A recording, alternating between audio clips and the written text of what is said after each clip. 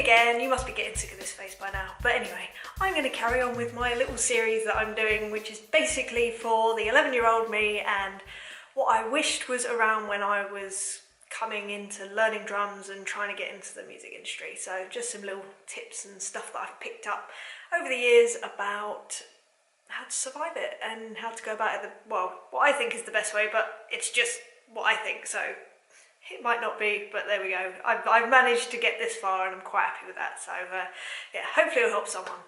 Today I want to discuss more about going on tour. So I've done a video already about tour bus touring and what you should kind of expect. This is more about how to survive the mental side of touring practically, basically. Because although touring is great fun, it's amazing, you get to see so many amazing places, play some great venues. If you're with good people, then you can have a lot of fun. But the reality of it is that there are still difficult times, and it's not something that a lot of people really talk about, because obviously as musicians that do tour, we're so lucky to do what we do, and I definitely consider myself incredibly lucky. But it doesn't mean that it's all sweet and roses all the time, and it's very hard to reach out to people who don't maybe understand what touring life is like, because they assume it's all parties and fun, and there are elements of that, but then there's a lot of sort of tiredness and exhaustion and feeling emotional and maybe homesickness, or you know, physical sort of like exhaustion, mental exhaustion. Anyway, these are the ways that I've picked up over the years that kind of minimise that, or it's just a way of dealing with that sort of stuff. So I just want to go through a few of my coping mechanisms at the risk of sounding kind of like, yeah, really, you know, distraught. Yeah, so the first thing that I'll talk about is the mental frame of mind that you need to be in, and how to keep yourself mentally sane on tours, because when you are on tour it does become a bit of a strange sort of almost like a bubble, a very insular world where it's hard to see anything on the outside. You know, you're told every day where to go by your tour manager, what time you need to be on stage. You know, you become very reliant on other people doing stuff that if you were at home you would just sort of do for yourself, and it gets you into this very strange mindset. And there are different ways that people deal with that. Some people absolutely love it. I remember hearing a story about, I think it's Bono. Whenever he goes on tour, apparently, when a tour finishes, his family make him stay in a hotel for like a week or two to basically reintegrate himself to society. And I kind of understand that in a weird way, because you get home and you go, oh my gosh, so I need to do stuff for myself now, like, and where do I need to be, and what do I need to do? So there can be an adjustment period, and if you live with other people, you can be a right pain in the backside. So yeah, so let me go through these things that I want to talk about. So the first thing is that when you're on a tour, for me at least, the thing that I always want to keep at the forefront of my mind, although, you know, things can be fun and you can be offered opportunities to do really fun things, the thing that is always at the front of my mind is I am doing a job. I need to do a good job, and I need to make my decisions based on that. So what I mean by that is, for instance, say, okay, I was touring in Austria, and we got the chance to go snowboarding, and although that's amazing and wonderful, I couldn't do it, because imagine if I had, you know, broken my leg, or even if I just twisted my ankle or my wrist or something, that's like the gig over for me. Like, I can't play and I can't do my job, and at the end of the day, that's why I'm being paid to be there. So that should be, well, for me, that is always the thing that is at the front of my mind, and the decisions that I'll make. You know, if we have, say, a day off, even if, you know, I might go and do something, but I'm not going to do anything that's going to jeopardize the next day, the gig the next day. That includes drinking to excess, but that's just my personal thing, because like I am a lightweight. I'm not gonna lie, I am a lightweight, and yeah, I might have a couple of drinks, but I'm certainly not gonna be getting absolutely smashed on the bus and being an idiot, basically. When it comes to the mental side of things as well, it's good to be in the right headspace for tours. It's different for each tour.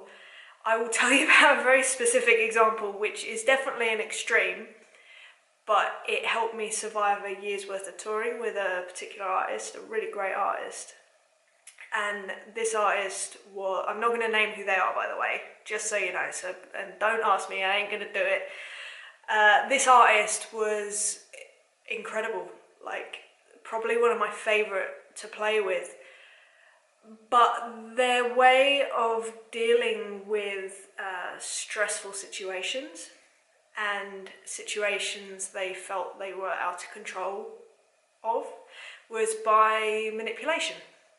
And I totally understand where they were coming from, because it's how they grew up and it's how they survived and it's how they got to where they are. And you kind of have to go, well, that's fair enough. Like, you're very successful, and why would you change that if that's all that you know and that's what's got you to where you are? Now, I'm not here to change anyone. I'm here to do a job. And in order to do that, but also keep my sanity, and, you know, I noticed this sort of manipulation thing, and it's only because I'd had experiences in the past of that I recognised it. So I was very lucky in that respect. I thought, okay, I need to get into a mindset so that when they try and do that to me, it won't affect me. So what I did was, and like I said, this is a bit extreme, but it works. Every morning on any of the tours that we did, I would wake up and just say to myself, they hate me, they hate me, they hate me. And that made me be able to just disconnect myself. So even if they tried to be mean to me, to try and control me, or mean to someone else, or conversely, sometimes they would be incredibly kind. Other times, like really kind and generous. And then other times, you know, they would say to me, you're my favourite drummer I've ever played with. I swear on my grandma's life, you're the best drummer in the world that I've ever played with. And I would nod and I would say thank you, and I'd be incredibly, you know, grateful, which I genuinely was, because it was an incredible compliment coming from this artist. But then I would still go back to, they hate me, they hate me, they hate me. And I'd just start from ground zero every day. And that way nothing was ever kind of a shock. I was never disappointed. I was never affected. I was able to keep an even keel on where I was at and just concentrate on doing the job. Now, obviously it's not like that with every artist, it certainly hasn't been, but when you recognise that someone is treating you a certain way to get control they need to, then you definitely need to protect yourself. And that was just my way of protecting myself. Maybe it wasn't the best way, but it definitely got me through like a good year's worth of touring with them. And it was tough. There were some really tough moments. But do you know what? If I could do it all again, I certainly would. They're like I say, one of my favourite artists to play for. Some of my favourite shows I've ever done. And yeah, I wouldn't change it for the world. So yeah, that's my extreme version of the mental side of things, and a way that you can navigate that and a way that you can survive it, really. And yeah, it worked for me. I think that's the most extreme headspace I've had to be in to survive a tour, but it's certainly good to know that I can survive a tour like that when it comes down to it. Yeah, so that's, I'd say, the mental side. Then you've got the next side, which is the emotional side of things, and this can get pretty tough because obviously you're away from family and friends, sometimes for extended periods of time. You can also be in completely different time zones, which can make for a number of nightmarish problems if, you know, you're trying to maintain a relationship, for instance. I used to do Skype dates, so once a week I would arrange like I would be having dinner and they would be having lunch, or me breakfast and then dinner, or whatever, and that was a really good way of sort of keeping up with each other and just having those moments to talk about nothing, basically just chat rubbish, not talk about the tour, not talk about what they were up to in terms of work, but just, we would even sometimes Skype and watch a film together. That was really fun. So there are things that you can do on that side of stuff to level you out. It's quite an obvious thing, I suppose, sort of Skyping with family and friends.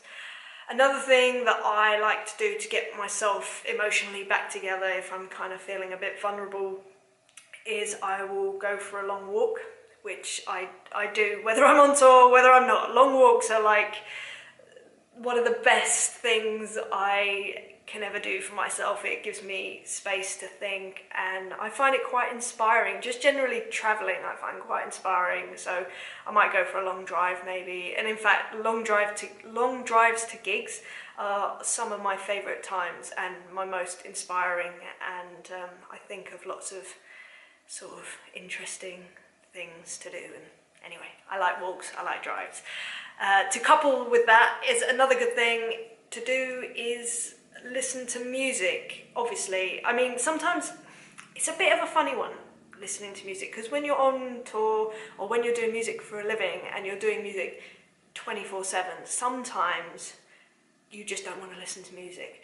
But if you want to get emotionally sort of back to centre or whatever, I find a good thing to listen to is maybe like music from your childhood, or maybe maybe an album that reminds you of a really happy time.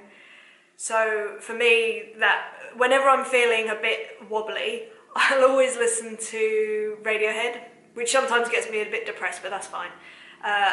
So I'll listen to Radiohead because that's what I sort of grew up listening to, or maybe Incubus, or what else do I like? Oh, the band Neil Young. Like, it's just stuff like that. It's all very sort of somber stuff, and it just, like I say, it just centers me, and it probably makes me cry a lot of the time, but sometimes that's just what you need. I know a few other people that I tour with who love listening to classical music, and of course, like I was saying, if you can't face listening to music, which I know it probably sounds crazy because it's what we do for a living, and I love music, I love it, but sometimes you just can't face it. Podcasts and stuff like that are great to listen to, or audiobooks. That's what I do. I'll just, if I'm not feeling like music is the thing to sort me out, I'll go listen to a podcast, and it'll be about something completely random, but there's something really comforting about listening to a voice just talk about something maybe completely removed from what you're doing.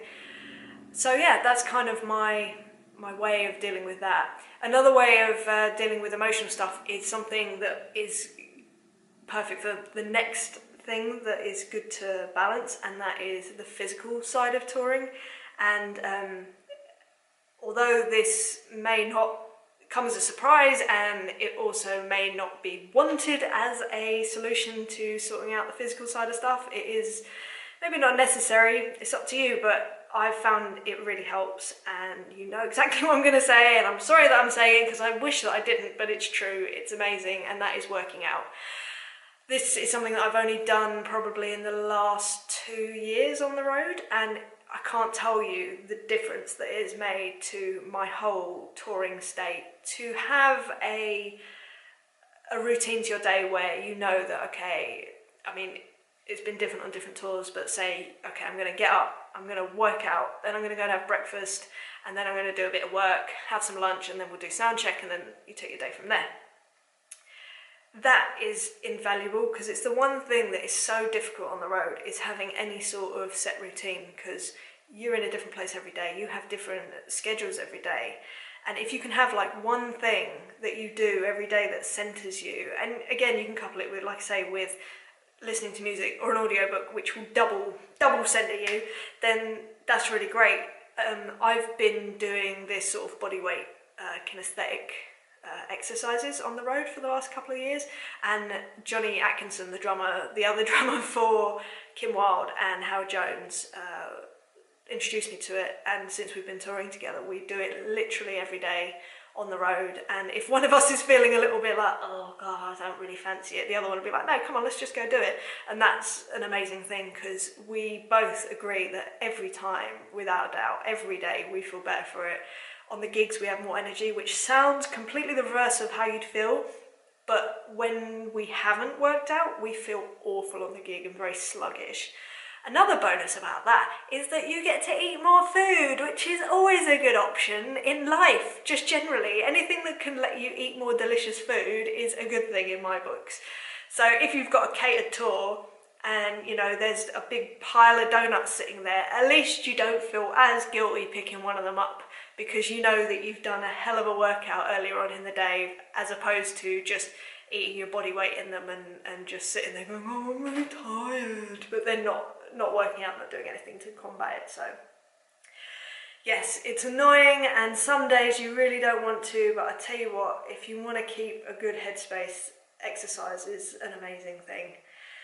So yeah, so I think that those are my 3 sort of key ways that I keep myself sane. Although now that I'm saying this stuff out loud, it actually sounds quite insane, but it's fine. It works for me. I think it's about finding things that work for you, and they might be a bit strange. As long as you're not hurting anyone else, then you just go for your life. Go for your life. I'm sure it'll be fine. Anyway, I hope that this has helped, and if you are on the road, hi. Hope you're having a nice time. Hope you're not too knackered. Hope you're eating well. Oh, eat well. That's another one in the physical side of stuff. Try and eat well. Obviously have a donut, but stick to the more sort of like whole foody type stuff. So as little processed stuff as you can, because it all adds up. And when you get off the road, if you're getting off the road craving a salad, maybe you should have eaten a bit more salad throughout the tour. I've had plenty of tours like that where I just come off the road and it takes me a good couple of weeks just to get over the kind of the lifestyle I've been indulging in. Once in a while, fine, don't do it for a whole tour. It's too easy to get fat. It's so easy and it's so enjoyable, but yeah, self-control is a difficult thing. Oh, especially when it comes to food. Oh, I love it. Anyway, I shall leave you alone.